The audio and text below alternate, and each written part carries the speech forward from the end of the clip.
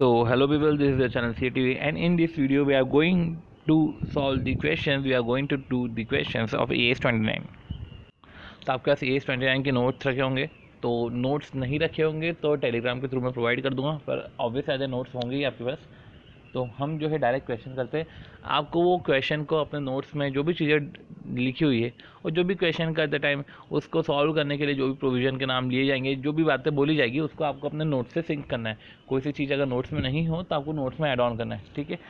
तो बिना किसी देर के हम स्टार्ट करते हैं। सबसे पहले हमारा फ्लो ऐसा रहता है कि RTP, MTP और सजेस्टेड, ठीक है, हमको उसी फ्लो में चलना है। ओके, तो स्टार्ट करते हैं। An entity engage in automobile sector has assess the impact of Covid, ठीक है। तो इम्पैक्ट ऑफ कोविड असेस करा, ठीक है, ठीक है। तो assess the impact of COVID outbreak on its future viability.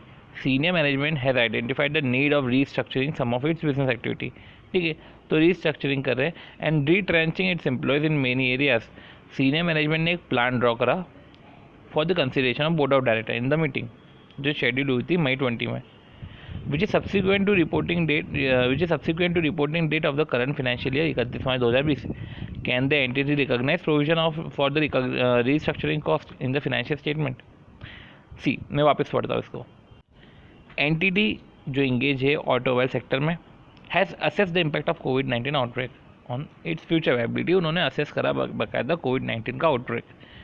अब सीनियर मैनेजमेंट ने आइडेंटिफाई करा कि यार रीस्ट्रक्चरिंग करना तो ज़रूरी रहेगा, तो भैया कुछ बिजनेस एक्टिविटीज़ का रीस्ट्रक्चरिंग करो और एम्प्लॉयज़ को रिट्रेंच करना पड़ेगा। तो एक प्लान बनाया, ठीक है। बोर्ड ऑफ डायरेक्टर्स को कंसिडर करेगा मीटिंग में, जो मीटिंग मई 20 में होगी। अब which is subsequent to the reporting date of the current financial year, obvious सी बात है 31 मार्च के बाद ही होगी। अब जो प्रोविजन फॉर रीस्ट्रक्चरिंग कॉस्ट है, क्या एंटिटी को रिकॉग्नाइज करना चाहिए क्या प्रोविजन फॉर रीस्ट्रक्चरिंग कॉस्ट? अब देखो, रीस्ट्रक्चरिंग प्रोग्राम क्या होता है कि जो स्कोप चेंज कर दे, है ना, जो मैनर ऑफ बिजनेस चेंज कर दे। अब इस रीस्ट्रक्चरिंग में भी क्या हो रहा है कि रिट्रेंच कर रहे हैं एम्प्लॉयज़ को भी, रीस्ट्रक्चरिंग भी कर रहे हैं बिजनेस को, ठीक है। तो देखो एक बार इसका आंसर रीड कर लेते हैं, क्योंकि देखो रीस्ट्रक्चरिंग में आपको प्रोविजन तो बनाना ही पड़ता है अगर क्राइटेरिया मीट हो जाए तो, ठीक है। अब एज पर AS29 जो है a constructive obligation to restructure. अब ये जो ऑब्लिगेशन है रीस्ट्रक्चर करने की अराइज हो जाती है जब एंटिटी के पास एक डिटेल फॉर्मल प्लान हो फॉर रीस्ट्रक्चरिंग, ठीक है, ठीक है। तो एक क्या उनके पास एंटिटी के पास डिटेल फॉर्मल प्लान हो, अब फॉर्मल प्लान में जो भी बात हो रही हो, and has raise the valid expectation in those affected that it will carry out the restructuring by starting to implement that plan. तो क्या बोला है कि इनका फॉर्मल प्लान हो और एक वैलिड एक्सपेक्टेशन है, ठीक है, कि रीस्ट्रक्चरिंग को इम्प्लीमेंट भी करने वाले हैं, ठीक है। और अनाउंसिंग इट्स मेन फीचर, अगर मेन फीचर को अनाउंस कर दिया तो एक प्लान बनाया, ठीक है, और एक क्या तो एक्सपेक्टेशन बिल्डअप करी, raise a valid expectation in those who affected. तो जो अफेक्टेड थे, ठीक है, इन दोज अफेक्टेड, कि भैया वो तो कैरी करेंगे रीस्ट्रक्चरिंग। एक एक्सपेक्टेशन क्रिएट करी कि वो जो है रीस्ट्रक्चरिंग कैरी करेंगे, एक एक्सपेक्टेशन क्रिएट कर दी कि वो रीस्ट्रक्चरिंग करेंगे, या तो उनने अनाउंस कर दिया मेन फीचर। अब AS29 के हिसाब से, तो AS29 के हिसाब से जो मैनेजमेंट है और board decision to restructure is taken, उन्होंने रीस्ट्रक्चर का डिसीजन ले लिया है, रीस्ट्रक्चर का डिसीजन उन्होंने ले लिया है, taken before the end of reporting period, does not give rise to constructive obligation. तो कंस्ट्रक्टिव ऑब्लिगेशन राइज नहीं करती at the end of reporting period unless, जब तक ये नहीं करा हो तो, मतलब कि अगर कर दिया है तो फिर तो करना पड़ेगा, ठीक है। तो अनलेस, जब तक ये नहीं करा, क्या started to implement the restructuring plan. आपने जो है डिसीजन ले लिया before the end of reporting period, अब अगर आपने इम्प्लीमेंट भी चालू कर दिया, स्टार्टेड टू इम्प्लीमेंट, तो ऐसे केस में फिर आपको क्या करना पड़ जाएगा, फिर आपकी कंस्ट्रक्टिव ऑब्लिगेशन हो जाएगी। या तो आपने अनाउंस करें main feature of the restructuring plan to those affected by it in a sufficiently specific manner, जिससे एक वैलिड एक्सपेक्टेशन रेज हुई है, ठीक है, कि एंटिटी कैरी करेगा। या तो इम्प्लीमेंट ही कर दिया भैया, कोई दिक्कत ही नहीं, या तो आपने मेन फीचर अनाउंस कर दिया और एक वैलिड एक्सपेक्टेशन क्रिएट कर दी कि नहीं हम करने वाले हैं, ठीक है। क्या इस क्वेश्चन में ऐसा हमको देखने को मिला, क्या इस क्वेश्चन में हमको ऐसा देखने को मिला? इधर मैनेजमेंट ने सिर्फ प्लान ड्रॉ करा था, ठीक है, और उसको मीटिंग में कंसीडर करेंगे, ठीक है। इस क्वेश्चन में ऐसा कुछ था ही नहीं। अगर आप देखो तो पेंडेमिक ने इम्पैक्ट करा है मार्च 20 को, और it is likely that senior management ने स्टार्ट करा, एक प्लान बनाया for restructuring some of its business activity after the end. तो लग ही रहा है वो कि अगर कोविड मार्च 20 में आए तो सीनियर मैनेजमेंट ने प्लान जो है वो, तो बिजनेस प्लान जो है वो after the end of reporting period ही होगा। If that be so as per AS 29 management decision subsequent to reporting date. अब मैनेजमेंट की decision subsequent to reporting date तो वैसे भी कंस्ट्रक्टिव ऑब्लिगेशन नहीं है हमारा, क्योंकि इंपॉर्टेंट क्या है, before the end of reporting period. तो इधर तो रिपोर्टिंग पीरियड की बात का ही है ना, ठीक है। In this regard AS 29 provide that if entity starts to implement a restructuring plan, अगर एंटिटी रीस्ट्रक्चरिंग प्लान को इम्प्लीमेंट करता है, या तो रीस्ट्रक्चरिंग प्लान को इम्प्लीमेंट नहीं करे, या तो उसने मेन फीचर ही अनाउंस कर दी to those affected only after the reporting period, disclosure is required in AS 4, ठीक है। तो डिस्क्लोजर तब लगेगा जब रीस्ट्रक्चरिंग मटेरियल है, और अगर आपने डिस्क्लोज नहीं करा तो वो इन्फ्लुएंस कर देगा इकोनॉमिक डिसीजंस। ओके, तो अब अगला क्वेश्चन है कि एंटिटी जो है इंगेज है टूरिज्म में एंड हॉस्पिटैलिटी में और हैवीली डिपेंडेंट है अपॉन द टूरिस्ट, ठीक है। अब in the light of covid outbreak across the globe, entity ने एनालाइज करा कि impact that the likely impact of customer behaviour coupled with the employment scenario on it's revenue over the next 1 year. The review has indicated possible sustainable operating loss. तो ठीक है, ले तक ये बोल रहे हैं कि ऑपरेटिंग लॉस हो रहा है कोविड के कारण, ठीक है। The entity is exploring the possibility of recognizing certain amount of operating losses as provision in the financial statement of current year itself। तो वो सोच रहे हैं कि ऑपरेटिंग लॉसेस को प्रोविजन बना दे। देखो क्या है, वापस मैं बोलता हूँ, एंटिटी जो है, ये रीस्ट्रक्चरिंग वाला केस मत समझ लेना। एंटिटी इंगेज है टूरिज्म हॉस्पिटैलिटी में, हेविली डिपेंडेंट है टूरिस्ट के ऊपर, ठीक है, जो इंडिया से ट्रैवल करते हैं ओवरसीज एंड फॉरेन नेशनल जो विजिट कर रहे हैं इंडिया।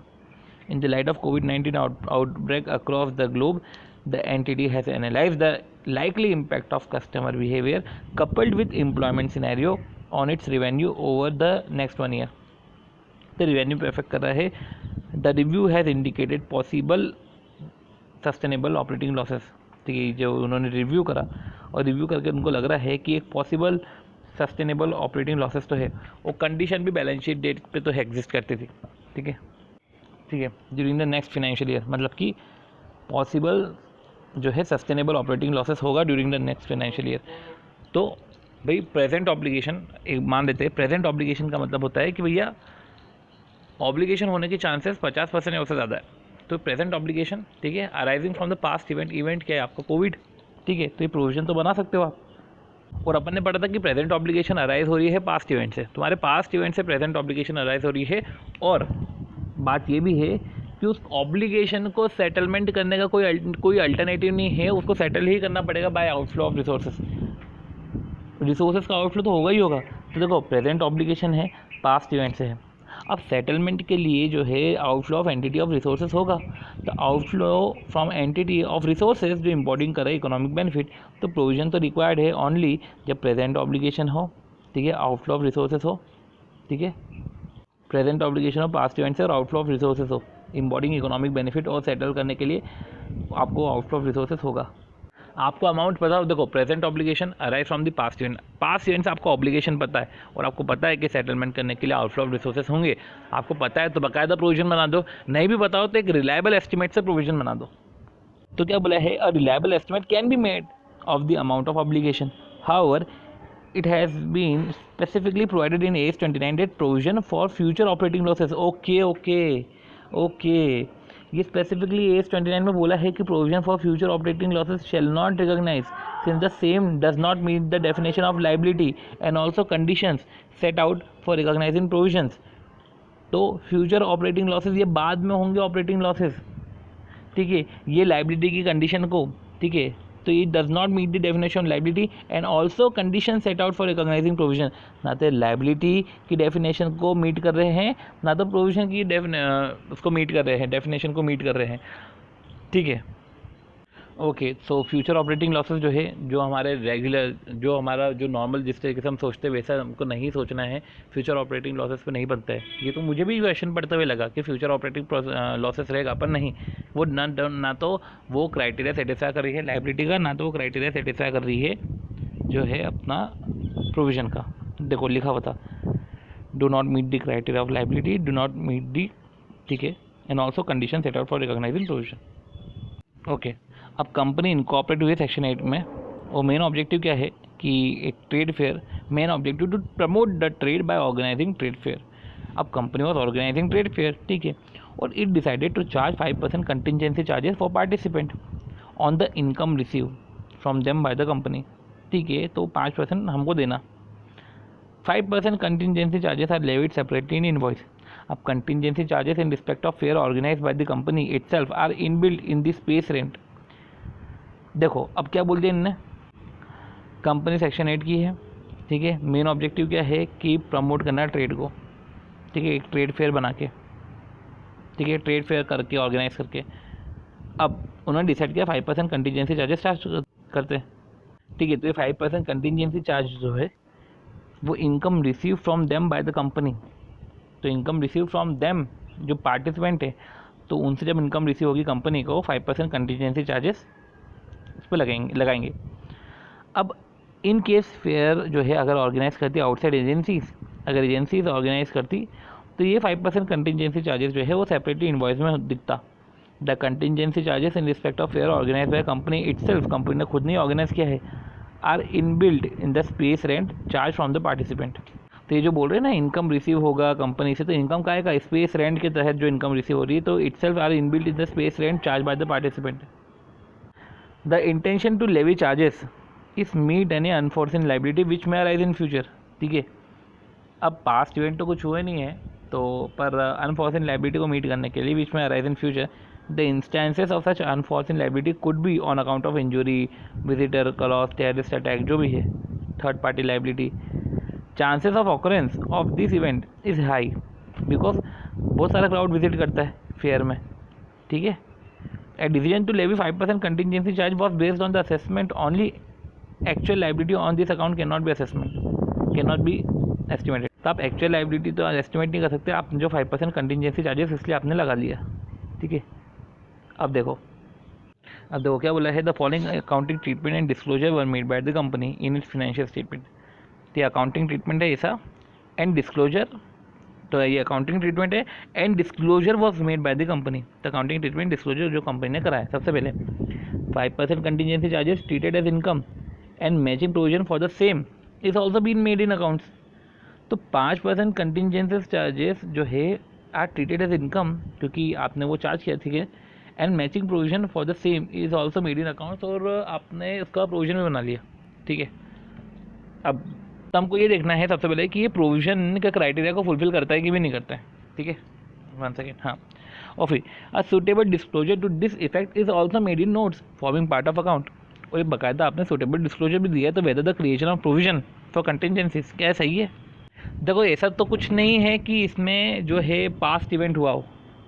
अगर आप प्रोविजन की बात करते हैं तो प्रोविजन में प्रेजेंट ऑब्लिगेशन होना चाहिए, जो पास्ट प्रेजेंट ऑब्लिगेशन जो अराइज हो रही है फ्रॉम पास्ट इवेंट, ठीक है, और इस ऑब्लिगेशन को सेटल करने के लिए probable that outflow of resources embodying economic benefit रहेगा टू सेटल दी ऑब्लिगेशन। तो एक प्रेजेंट ऑब्लिगेशन पास्ट इवेंट से अराइज हो रही है, और उस ऑब्लिगेशन को सेटल करने के लिए आउटफ्लो ऑफ इकोनॉमिक रिसोर्सेज होंगे, और आप रिलायबल एस्टिमेट कर सकते हो कि कितना होगा।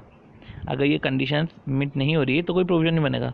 तो इधर से तो क्लियर हो रहा है कि कंटिजेंसी कंसीडर्ड बाय कंपनी, अब ये जो कंटिजेंसी से नीदर वो प्रेजेंट ऑब्लिगेशन है, ठीक है, तो neither present obligation exist as a result of past event, not a estimate, ना तो वो ऑब्लिगेशन है ना तो एस्टिमेट है कोई सा।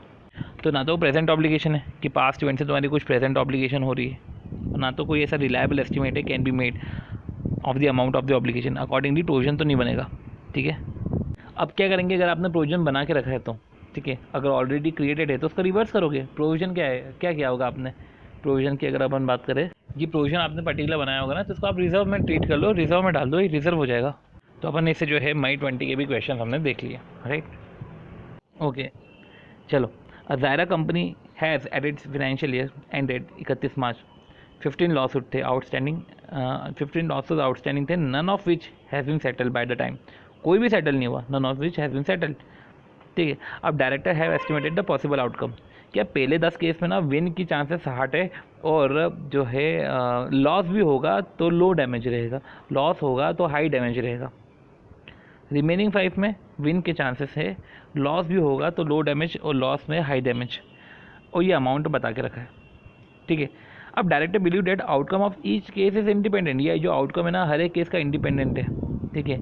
अब estimate the amount of contingent loss, अब ये कंटिजेंट लॉस बता दो और अकाउंटिंग ट्रीटमेंट भी बता दो।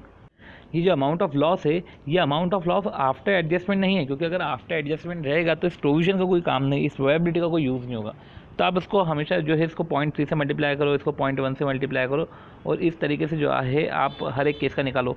अब देखो ये जो है वो हर एक केस का निकलेगा, अगर हम बात करें तो ये जो है हर एक केस का लॉस है, ठीक है। और पहले 10 केस में ऐसे है तो हर एक केस का लॉस है, तो बाद में 10 से ही मल्टीप्लाई करना, जो भूलने में आता है जो आप नहीं करते हो।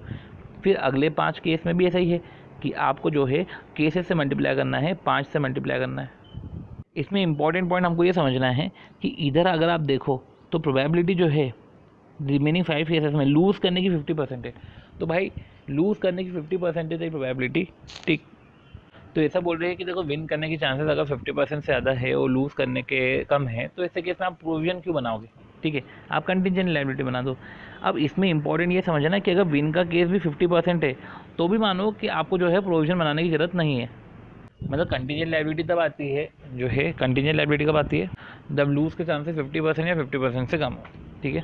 चलो, हर आरटीपी में एक क्वेश्चन दिख रहा है अपने को, मतलब एस 29 जो है इनका मोस्ट फेवरेट जो है एस है, हर आरटीपी में आ रहा है ये। तो देखो क्या है, during the year QL limited ने डिलीवर करे मैन्युफैक्चर प्रोडक्ट के को।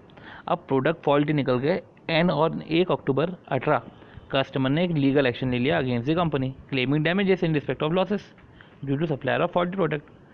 अब इन्वेस्टिगेट करा तो क्यूएल लिमिटेड ने डिस्कवर करा कि product faulty due to defective raw material, ठीक है, जो उसने सप्लायर एफ से परचेस करे।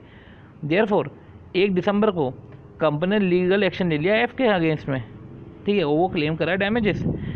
अब क्यूए लिमिटेड ने एस्टिमेट करा कि प्रोबेबिलिटी ऑफ सक्सेस, वो तो दोनों केस में सक्सेस होगा, ठीक है, of both legal action, the action of K against QA and action of QA against F, ये दोनों केस में बहुत हाई है, ठीक है। अब देखो 1 अक्टूबर, ये 1 अक्टूबर वो डेट है जब कस्टमर ने जो है लीगल एक्शन करा। तो ऑन 1 अक्टूबर क्यूए लिमिटेड ने एस्टिमेट करा that the damages it would have to pay to K would be 5 crore. This estimate was revise to 5.2 on 31 March and 5.25 on 15 May, ठीक है। This case was eventually settled on 1 June और कंपनी को 5.3 पे करने पड़ गए। ये हो गया सीन। ऑन 1 दिसंबर, ये 1 दिसंबर वो डेट है जब जो है कंपनी ने लीगल एक्शन लिया। तो QA limited has estimated that it would receive damages 3.5 crore F से। The estimate was revise to 3.6 on 31 March, 3.7 to 15 मई और सेटल हुआ 1 जून को 3.75। QA limited had in its financial statement for the year ended 31 March 2019 provided for 3.6 crore. तो QA limited ने financial statement 31 March 2019 provide करे 3.6 crore as the financial provided 3.6 crore as the financial statement were approve by the director. 26 April को director ने approve करे थे, तो 3.6 करोड़ उसने recognize करा, provided 3.6 crore. Whether the company is required to make provision for claim from customer, तो provision for claim from customer, ठीक है, के as per the applicable AS, और if yes give the rational of the same. अगर yes है तो फिर entry क्या पास करी होगी बुक्स ऑफ अकाउंट में, एंड अकाउंटिंग ट्रीटमेंट क्या है of the action of QA against supplier F, उसका अकाउंटिंग ट्रीटमेंट भी बताओ। अब देखो एक पॉइंट जो लग रहा है कि गलत पढ़ने में आ गया है, उस जो है उस पॉइंट को वापस से पढ़ा जाएगा। क्या है वो पॉइंट कि जो बोल रहे हैं कि क्यूए ने एस्टिमेट करा है कि success of both legal action, मतलब कि action of K against QA, के कौन, कस्टमर का क्यूए के अगेंस्ट में वो हाई है, ठीक है, और क्यूए का सामने वाले के अगेंस्ट में हाई है, ठीक है, एक्शन ऑफ क्यूए अगेंस्ट है। तो जब कस्टमर ने केस करा तो के का पलड़ा ज़्यादा भारी है। अब समझो क्या इसमें प्रोविजन बनाना चाहिए, तो यार तुमने फॉल्टी प्रोडक्ट सबमिट करे हैं, दिए हैं उसको, तो ये पास्ट इवेंट है और पास्ट इवेंट से प्रेजेंट ऑब्लिगेशन अराइज हो रही है और आप उस अमाउंट को एस्टिमेट भी कर सकते हो। अब देखो, आप जब एस्टिमेट कर रहे हो तो एस्टिमेट कौन सी तारीख का लेना है, क्या 1 अक्टूबर जब केस करा तब का? मुझे लगता है कि 31 मार्च 2019 का जो केस है, ठीक है, तो 31 मार्च 2019 को देखना चाहिए, ठीक है। ओके, तो देख लेते हैं हम कि क्यूए लिमिटेड को प्रोविजन तो बनाना पड़ेगा, ठीक है, प्रेजेंट ऑब्लिगेशन है, वो पास्ट इवेंट्स है, और आउटफ्लो, अच्छा okay, present obligation arise from past event और आउटफ्लो ऑफ इकोनॉमिक रिसोर्सेज भी इम्बॉडीड है फॉर सेटलमेंट ऑफ ऑब्लिगेशन, ठीक है। और रिलायबल एस्टिमेट भी कर सकते हो, ठीक है, ठीक है, एज ऑन 31 मार्च। तो अब देखो, अब तुम प्रोविजन कैसे बनाते हो? सिंपल सा है, जैसे कि अपन जो वो आउटस्टैंडिंग एक्सपेंसेस करते हैं ना, salary account debit to outstanding expenses, ठीक है, तो अपन ऐसे ही करते हैं, फिर PNL account debit to salary करते हैं। तो वैसे ही जो है इधर भी नेट होकर PNL account debit to outstanding expenses हो जाएगा, या तो करंट लाइबिलिटी अपन बोले, statement of PNL to current liability. और दूसरा केस तो ऐसा है, दूसरा केस में तो आपके जीतने के चांसेस है, ठीक है। और ऐसे केस में अगर जीतने के चांसेस है तो कितना, आप कितना अगर रिकॉर्ड करोगे तो कितना रिकॉर्ड करोगे? 3.6 करोड़ अगर देखा जाए तो ऐसे 3.6 करोड़ रिकॉर्ड करना चाहिए। पर ये कंटिजेंट एसेट है, और कंटिजेंट एसेट कैसे निकालते हैं हम? कंटिजेंट एसेट की एक बार डेफिनेशन तो देख ले। देखो, present obligation arise from past event, तो प्रोविजन है अपना। प्रेजेंट की जगह अगर इसको मैं बोल दूँ possible obligation arise from past event, ठीक है, तो ऐसे केस में प्रोविजन नहीं है, ठीक है। पॉसिबल ऑब्लिगेशन बोल दिया प्रेजेंट की जगह, तो वो प्रोविजन नहीं हो, कंटिजेंट लायबिलिटी। और अब इधर कोई ऑब्लिगेशन ही नहीं, देखो एक तो होती है प्रेजेंट ऑब्लिगेशन, पॉसिबल ऑब्लिगेशन, और एक केस ऐसा होता है कि भैया कोई ऑब्लिगेशन ही नहीं है पास्ट इवेंट की, ठीक है, और इनफैक्ट बेनिफिट हो रहा है। तो दो केसेस है। देखो, कंटिजेंट एसेट आप कब बुक करोगे? सबसे पहले अगर आपके चांसेस जो है वो अच्छे चांसेस जो है वो 50% से ज़्यादा है, तो कम से कम वो एटलीस्ट शो होना चाहिए, ठीक है। Inflow should be virtually certain. आपके पास एक कॉन्क्रीट एविडेंस होना चाहिए जो शो करता है कि भैया देखो ये एविडेंस है, ये शो कर रहा है कि इनफ्लो तो वर्चुअली सर्टेन है। तो जब आपको पता है कि चीज़ें मिलने वाली है तो भी जाके आप कंटिजेंट असेट ही बुक करोगे, ठीक है। असेट तो बुक करोगे ही नहीं। 1 सेकेंड, मैंने थोड़ा सा मेरे को ठीक करना पड़ेगा। अगर मुझे इनफ्लोस आ रहे हैं और मेरे पास एविडेंस है, और evidence showing inflow, that is there is virtually certainty है उस इनफ्लोस में भी, तो कॉन्क्रीट एविडेंस है तो बुक करो, नहीं है तो बुक मत करो, ठीक है। देखो, जब आपकी असेट के होने के चांसेस, ठीक है, वो ही कम है, 50% या उससे कम है, तो फिर तो भैया तो फिर है ही कंटिजेंट असेट। पर अगर आपको लग रहा है ज़्यादा है, पर फिर भी आपके पास कोई एविडेंसेस नहीं है, तो भाई फिर भी आप असेट उसको बुक नहीं कर पाओगे, ये कंटिजेंट असेट ही होगी आपकी। ओके, अब ड्यूरिंग 2015-16 ए लिमिटेड ने, सबसे पहले तो ये नवंबर 18 में कोई क्वेश्चन नहीं इसका। अब क्या बोल रहे हैं, during 2015-16 A limited give a guarantee of certain boring. तो ए लिमिटेड ने क्या किया कि गारंटी दे दी सर्टेन बोरिंग के रिस्पेक्ट में। उस financial condition at that time is sound. भाई 15-16 में गारंटी दी थी, सामने वाले की फिनेंशियल कंडीशन भी साउंड थी, ठीक है। During 16-17 the financial condition of B deteriorate and at 30 September 2016 B limited goes into liquidation. अब बताओ कि प्रोविजन बनेगा कि नहीं बनेगा? प्रोविजन बनेगा कि नहीं बनेगा 31 मार्च 16 को, ठीक है, और 31 मार्च 17 को। तो कोई 31 मार्च 2016 को तो कोई दिक्कत थी नहीं, कुछ सही नहीं, मतलब कि सब सही था।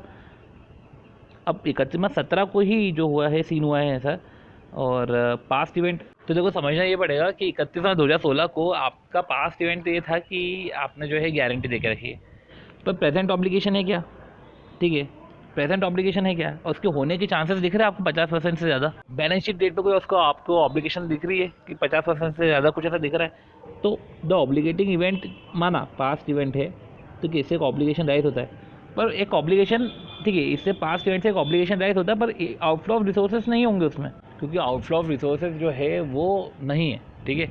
और ये पर अगर अगले साल की बात करें तो आउटफ्लो ऑफ रिसोर्सेज है तो प्रेजेंट ऑब्लिगेशन तो है ही, ठीक है। और it is probable that outflow of resources भी होंगे, लग रहा है कि आउटफ्लो ऑफ रिसोर्सेज भी होंगे, तो present obligation arise from the past event and it is probable that there is outflow of resources embodying economic benefit. तो हमको ये देखना है present obligation arise from the past event, साथ ही साथ फिर आउटफ्लो ऑफ इकोनॉमिक रिसोर्सेज भी हो रहे हैं वो। और फिर ये जो क्वेश्चन है जो मई 17 में क्वेश्चन आया है, ये भी वही कंटिजेंसी चार्जेस वाला क्वेश्चन है, ठीक है। कंटिजेंसी चार्जेस कि इस पर कोई आप प्रोविजन नहीं बनाओगे, और जो है एक तो नहीं बनाओगे प्रोविजन, ठीक है, और जो भी आपने प्रोविजन बना के रखा है फिर उसका क्या करोगे? Already created the reversal of provision should be netted off against the relevant expenditure. तो बोल रहे हैं कि आपने जो प्रोविजन बना के रखा है, तो reversal of provision should be netted off against relevant expenditure and should not be shown as other income. ये अदर इनकम नहीं होगी।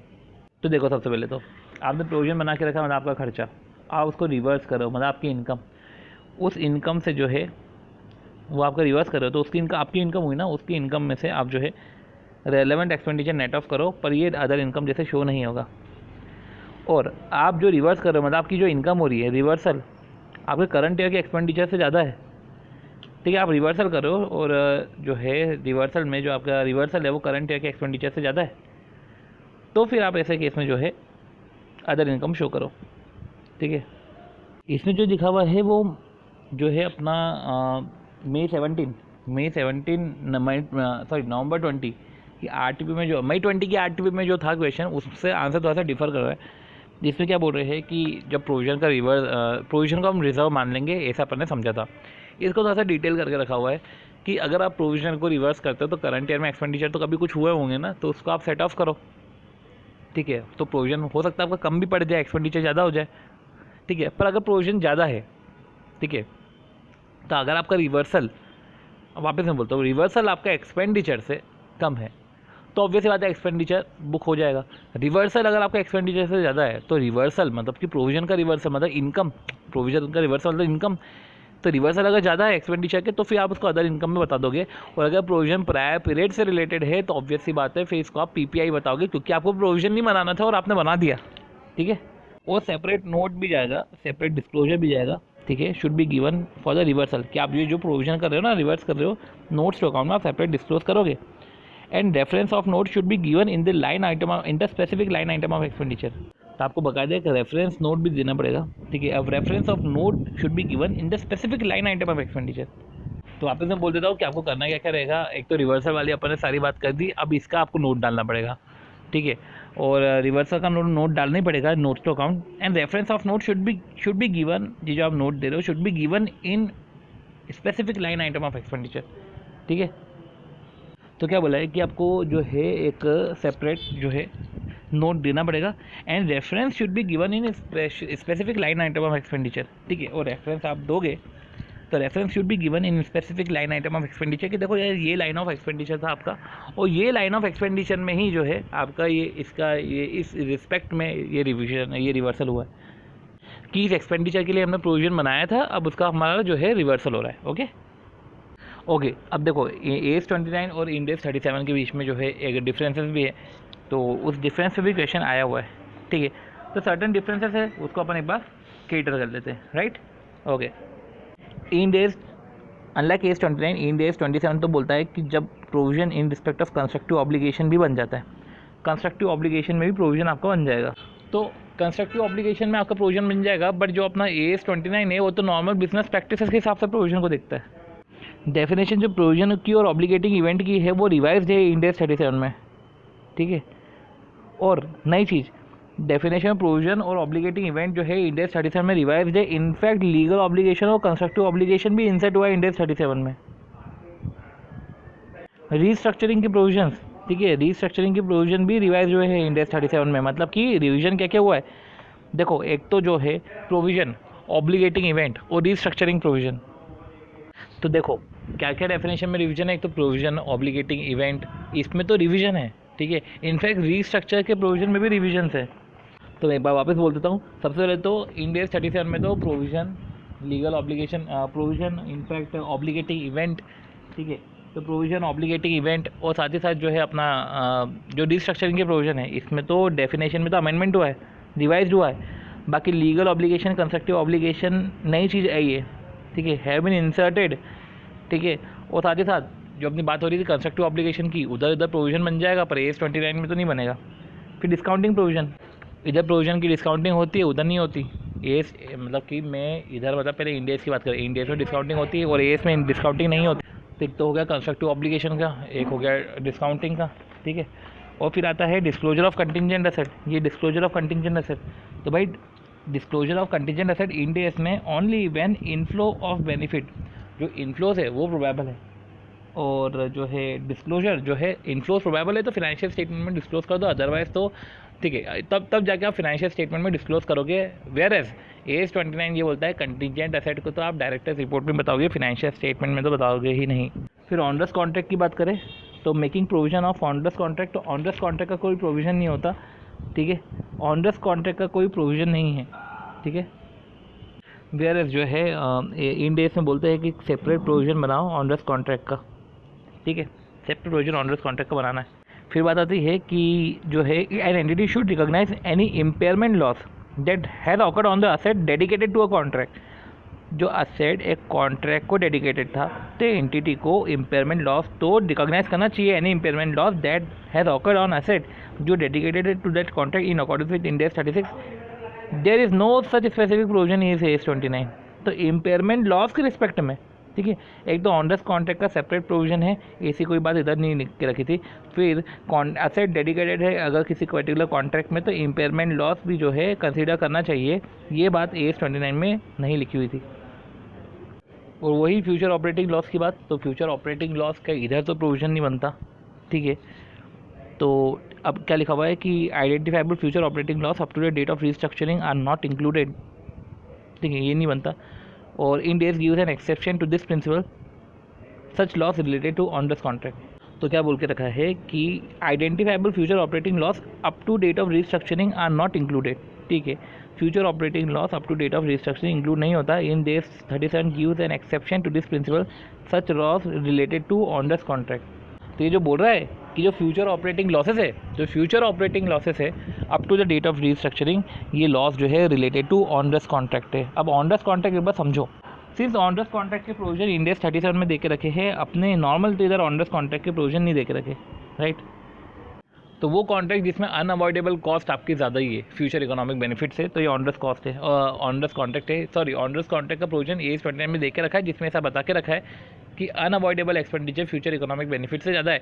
जैसे कि कोई सी मैंने लैंड लीज पे लेके रखी है, अब मेरे को रेंट पे करना पड़ेगा, उसको मैं सब लीज नहीं कर सकता, मैं लीज रेंट पे कर रहा हूँ, पर अब पता है कि वो लैंड मेरे किसी अब काम की नहीं रही, फिर भी मेरे को रेंट पे करना पड़ रहा है, तो उससे इकोनॉमिक बेनिफिट तो है नहीं, पर लॉसेस है, रेंटल जा रहा है, तो ये ऑनर्स कॉन्ट्रैक्ट हो गया।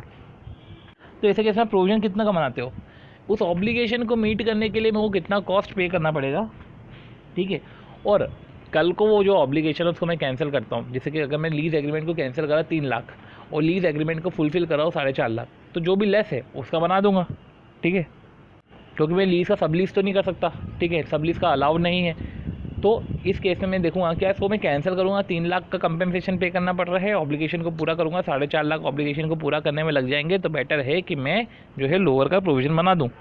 तो ये अपना हो गया, ठीक है। अब अपने को क्या करना है, देखो समझो, अब अपने को क्या करना है कि RTP के क्वेश्चन कर लिए, अब अपन MTP के क्वेश्चन देख लेते हैं, ठीक। पर RTP में एक और चीज़ें कवर कर लेते हैं, हमको मई 21 के RTP में भी इस पर क्वेश्चन है, right.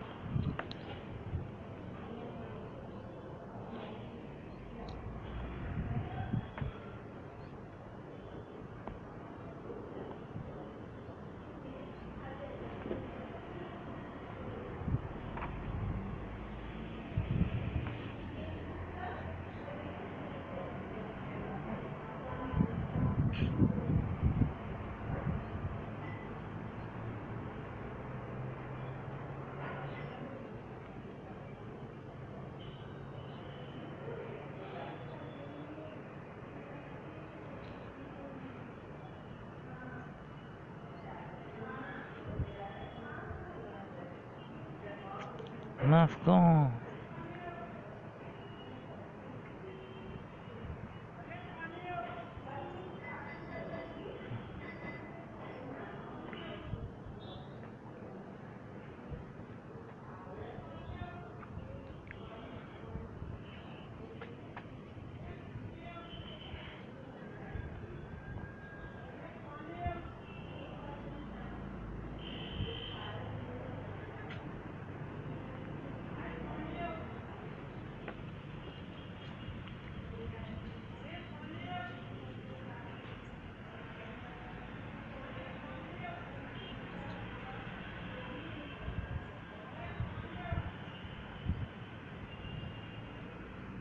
Aria, Aria, Aria, Aria.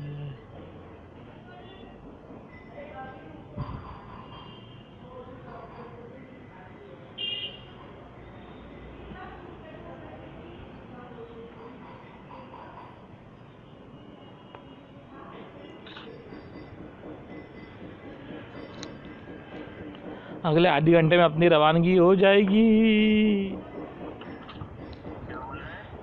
मैं सोचा था कि 2 AS करके जाऊंगा, पर साला 1 AS ही होगा साला।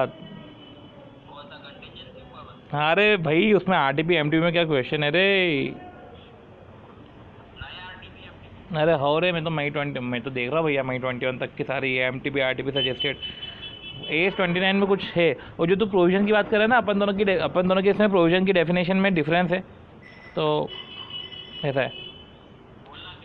है मतलब तुम में अलग है, ऐसा डिफरेंस बिटवीन में हमको ऐसा है कि जो है प्रोविज़न की डेफिनेशन ये एस में अलग है और इंडेस में अलग है, और साथ ही तुम्हारे इंडेस में प्रोविज़न की डिस्काउंटिंग भी करते हैं, है ना। हमारे इसमें प्रोविज़न की डिस्काउंटिंग नहीं करते। और तुम्हारे इंडेस में दो चीज़ें बोली है, एक तो लीगल ऑब्लिगेशन और कंस्ट्रक्टिव ऑब्लिगेशन। हमारे इसमें कंस्ट्रक्टिव ऑब्लिगेशन नाम की चीज़ नहीं कुछ भी।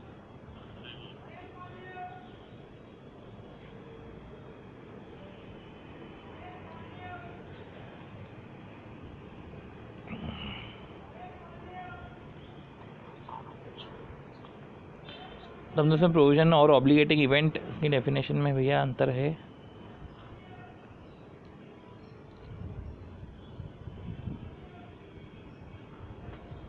तूने निपटा दिया प्रोविज़न? देख रहा क्वेश्चन तो सारे।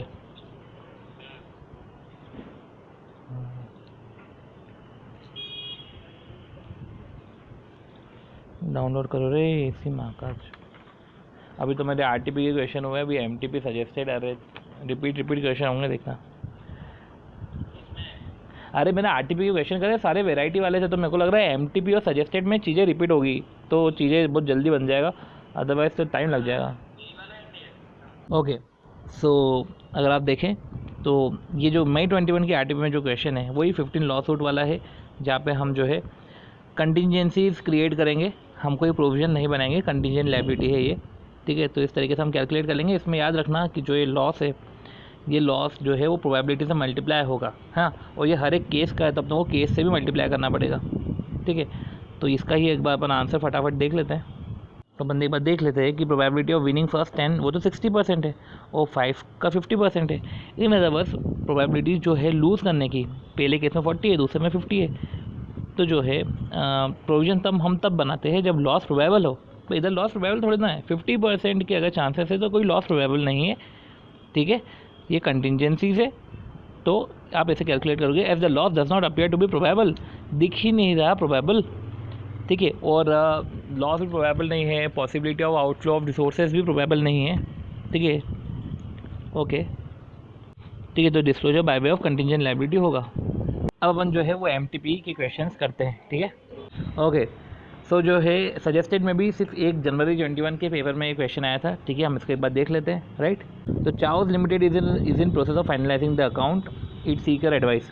अब देखो, Chaos limited entered into agreement to supply 1 lakh face mask, हम D को सप्लाई करेंगे, और फेलिंग इट, अगर ये फेल हो गया तो उसको पेनल्टी पे करनी पड़ेगी 10 पर आइटम। और 31 मार्च को चाओज लिमिटेड ने असेस करा कि वो तो सप्लाई नहीं कर पाएगा,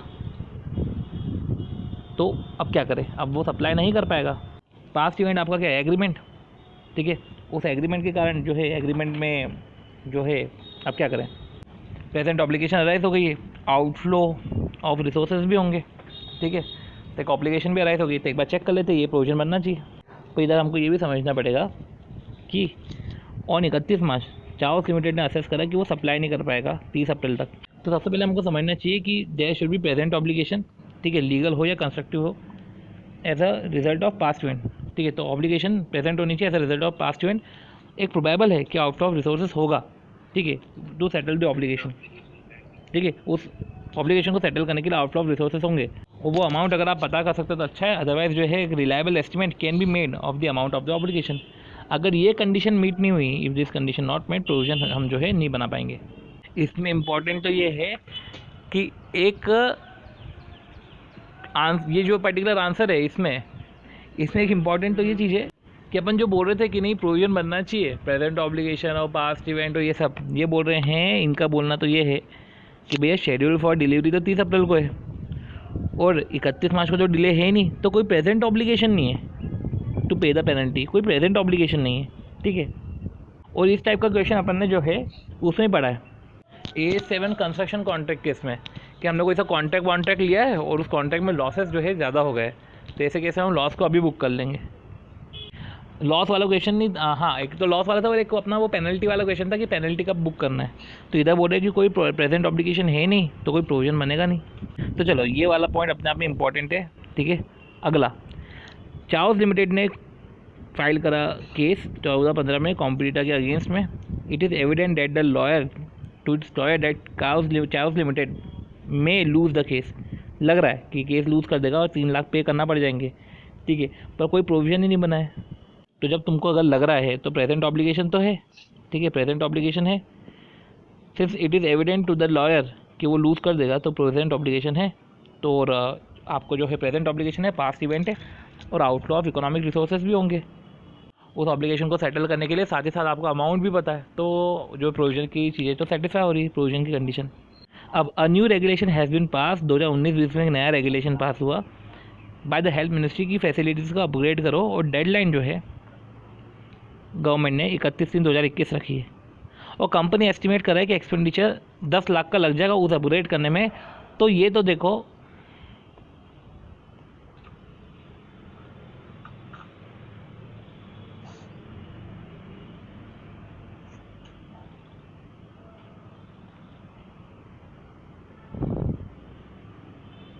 क्या लिखा हुआ है कि एक नया रेगुलेशन पास हुआ है 2019-20 में by the health care ministry to upgrade the facility, कि भैया फैसिलिटी अपग्रेड करो, और एक डेडलाइन गवर्नमेंट ने सेट करके रखी है। कंपनी एस्टिमेट करी है कि एक्सपेंडिचर उस अपग्रेड करने में लग जाएंगे 10 लाख के। अब इन्होंने आंसर में क्या लिखा है कि under new regulation entities required to upgrade, बोला है कि एंटिटी को फैसिलिटी तो अपग्रेड करनी पड़ेगी 31 मार्च। हाउएवर अब बाय 31 मार्च 2021 समझने की बात है कि डेडलाइन सेट बाय गवर्नमेंट इस 31 मार्च 21, और ये क्या चल रहा है, देखो ये इन्होंने तो ईयर्स में ही खेल लिया। तो 31 मार्च 20 को तो कोई प्रेजेंट ऑब्लिगेशन नहीं है, तो सिंस प्रेजेंट ऑब्लिगेशन नहीं है तो no provision should be recognise for 31 March 20 for upgrading the facilities.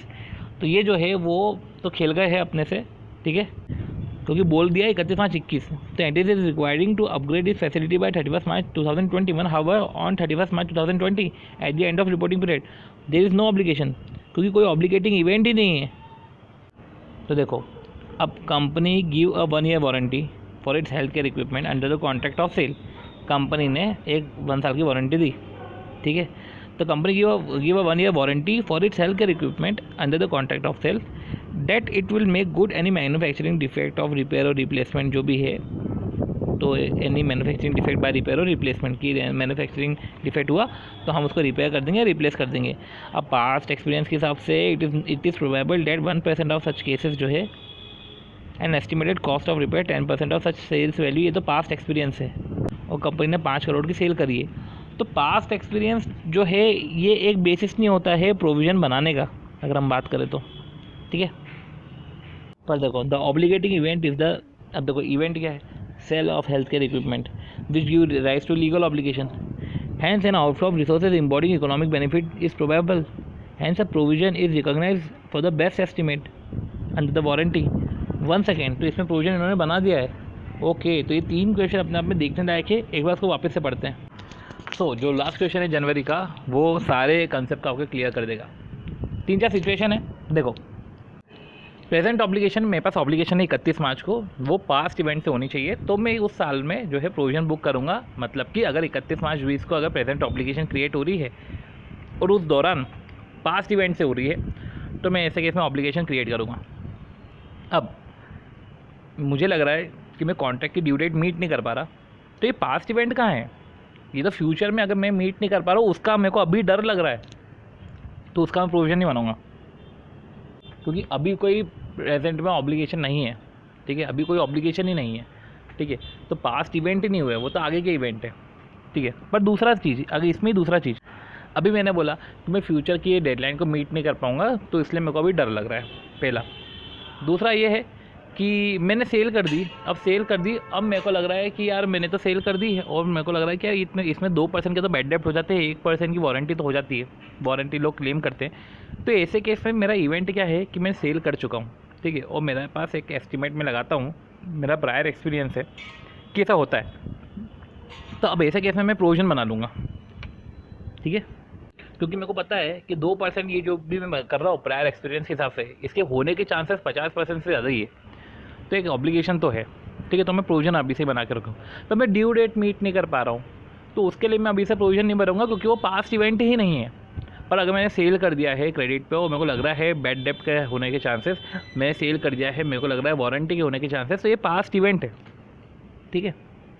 इसलिए अगर हम पहले क्वेश्चन की बात करें तो अगर मैं नहीं कर पा रहा हूँ टाइम पे, ठीक है, डिले में टाइम पे नहीं कर पा रहा हूँ, मैं सप्लाई नहीं कर पा रहा हूँ, तो ऐसे केस में मैं प्रोविज़न नहीं बनाऊँगा, क्योंकि भाई कोई ऑब्लिगेटिंग इवेंट नहीं है, कोई प्रेजेंट ऑब्लिगेशन ही नहीं है, इनफैक्ट कोई पास्ट इवेंट नहीं है, मैं ऐसा बोलूँ, ठीक है। नो प्रेजेंट ऑब्लिगेशन टू पे एनी पेनल्टी, कोई ऑब्लिगेशन ही क्रिएट नहीं हुई है एज अ पास्ट इवेंट। अब जो है फिर लॉयर का, अब लॉयर ने केस, अब कोर्ट में केस फाइल हुआ मेरे अगेंस्ट में, तो ये तो मेरा पास्ट इवेंट है ना, उससे मेरी प्रेजेंट ऑब्लिगेशन है, मतलब मेरा पास्ट इवेंट कुछ हो चुके हैं, अब प्रेजेंट ऑब्लिगेशन है, मेरे को लग रहा है कि 50% से ज़्यादा चांसेस लग रहे हैं कि मैं लूज़ कर जाऊँगा, तो ऐसे केस में क्या करूँगा? तो पास्ट इवेंट क्या है कि केस फाइल हो चुका है, अब प्रेजेंट ऑब्लिगेशन है कि मैं आज 31 मार्च पे खड़ा हूँ, मेरे को लग रहा है कि भैया नहीं मैं हार जाऊँगा, तो मैं ऐसे केस में बना दूँगा, ठीक है। पर अगर अब मैं ये सोचूं कि मेरे अगेंस्ट में केस फाइल हो जाएगा, और केस फाइल हो जाएगा तो मेरे को डर है, तो मैं अभी से प्रोविज़न बना लूँगा, तो नहीं भाई, आगे के डर के हिसाब से तुमको प्रोविज़न नहीं बनाना है, तुम्हारे साथ ऐसा सीन हो चुका है, अब तुमको डर है कि तुमको पेनल्टी पे करना है, तो तुमको प्रोविज़न बनाना है। तुमको लग रहा है तो कि तुम्हारे ऊपर केस हो जाएगा तो तुम ऐसा करो अभी प्रोविज़न बना लो, तो ऐसा नहीं भाई, ऐसे तो इसलिए तो अपन बोलते हैं कि वो फ्यूचर ऑपरेटिंग लॉसेस को अपन नहीं बुक करेंगे। अब यही चीज़ है जो एक गवर्नमेंट का नोटिफिकेशन है, इसमें आपको एक बात याद रखनी पड़ेगी। देखो ये वाला पॉइंट भी क्लियर हो गया कि आपको वारंटी के रिस्पेक्ट में प्रोविजन बनाना पड़ेगा, ठीक है। तो आपको वारंटी के रिस्पेक्ट में प्रोविजन बनाना पड़ेगा, लिखा हुआ है कि obligating event is the sale of, ये ऑब्लिगेटिंग इवेंट देखो, ठीक है। एक पॉइंट बस ये समझने का है कि भाई नोटिफिकेशन आया था, under new regulation entities required to upgrade the facility 31 March, तुमको अपनी फैसिलिटी जो है 31 मार्च 21 तक अपग्रेड करनी है, ठीक है। सपोज करो कि 5 साल बाद तक तुमको अपग्रेड करनी है, तो तुम्हारा ऑब्लिगेटिंग इवेंट ना वही 5वें साल पे रहेगा, ठीक है। ऑब्लिगेटिंग इवेंट मतलब कि मेरे को करना जरूरी है 31 मार्च जो 20 है, अगर तुमने तब नहीं करा तो भी ठीक है, नहीं करा तो भी चलेगा। पर अगर ऐसा होता कि 31 मार्च 20 तक अगर तुमने नहीं करा तो प्रोविज़न लग जाएगा, तो ऐसे केस में जो तुमको लगाना पड़ जाता।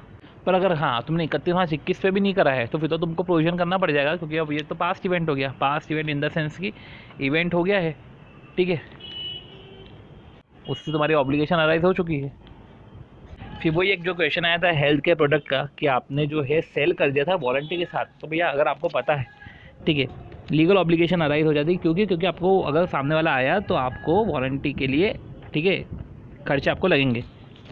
अब आपने पास्ट एक्सपीरियंस के हिसाब से 1% वारंटी के केस आते हैं, तो ठीक है, आपने बना के रखा है वो कि 1% वारंटी के केस आते हैं, ये 5 लाख, ठीक है, और उसमें जो है आपको 10% खर्चा हो जाएगा। तो ये जो क्वेश्चन में देख रखा था कि सेल करी 5 करोड़ की, 1% केस है, और 1% जो केस है उसका, उसमें जो है 10% आपका जो है कॉस्ट ऑफ रिपेयर रिप्लेसमेंट है, तो लग जाएगा आपको खर्चा। तो ऐसे केस में जो है आपका वो हो गया। अब इसमें ऑब्लिगेटिंग इवेंट जो है अपना, वो ये नहीं है कि वारंटी आएगी तब हम बुक करेंगे, वो ऑब्लिगेटिंग इवेंट ये है कि आपका ऑब्लिगेशन कभी अराइज हो गया, वो इवेंट आपका ऑब्लिगेशन कब अराइज हुआ, आपका ऑब्लिगेशन अराइज हो गया जब आपने सेल कर दी थी, ठीक है, कि वो पास्ट इवेंट जिससे एक ऑब्लिगेशन क्रिएट हो गया है और उसको सेटल करने के लिए आपको पैसे ही देने पड़ेंगे। पर यही ऑब्लिगेशन वाला सीन जो है जब बोल के रखा होगा कि आपको क्राइटेरिया 31 मार्च 21 तक करना है, तो ऐसे केस में 31 मार्च 20 को वो ऑब्लिगेटिंग इवेंट नहीं आया। तो इस तरीके से अपन ने जो है AS 29 के सारे क्वेश्चन RTP MTP के ओवर करे। तो एक अच्छा क्वेश्चन था, लास्ट वाला क्वेश्चन समझना था उसको, थोड़ी सी गड़बड़ हमने इधर करी थी, ठीक है, उसको हमने क्लियर भी कर लिया। तो अब हम मिलते हैं हमारे नेक्स्ट वीडियो में, जहाँ पे अपन AS 7 के बारे में डिस्कशन करेंगे।